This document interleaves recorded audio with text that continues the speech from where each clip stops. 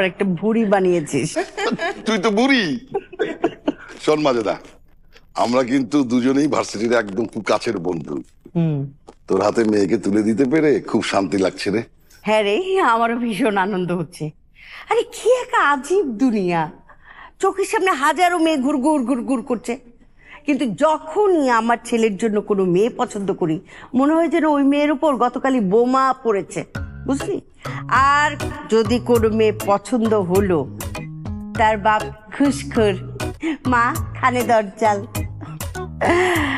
যাক, আল্লাহ মনে হয় তোর মেয়েটাকে আমার ছেলের জন্য এই পৃথিবীতে পাঠিয়েছে। আলহামদুলিল্লাহ। আলহামদুলিল্লাহ। শোন, আর কথা বাড়িয়ে লাভ নেই।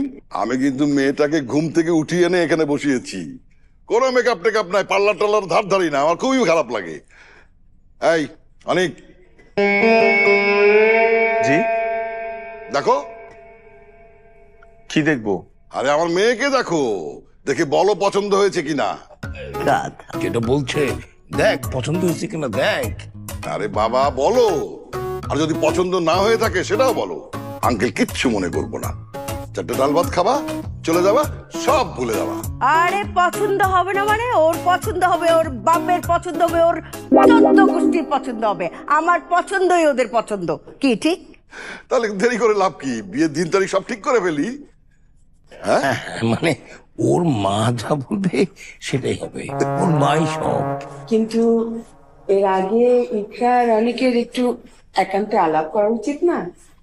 জানা এটা অনেকদিন একটু উপরে গিয়ে কথা বলে আয়। যাও যাও। যাও কথা বলো, যাও। এই ফাঁকে আমরা বিয়ের দিন তারিখটা ফাইনাল করে ফেলি, কি বলেন বিয়াই? ওর মা যা বলবে তাই তো হবেই। আচ্ছা তুমি বলো, তুমি বলো মাজেদা।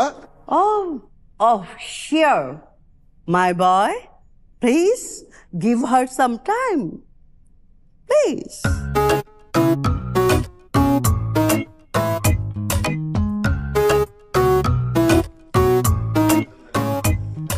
শোন মাজেদা, আরে লাল তো 1 টাকা খাবি না, তোকে 10টা খাওয়াবো। শোন, খুব ধুমধাম করে অনেক আয়োজন করে বিয়ের অনুষ্ঠান কিন্তু হবে একদম।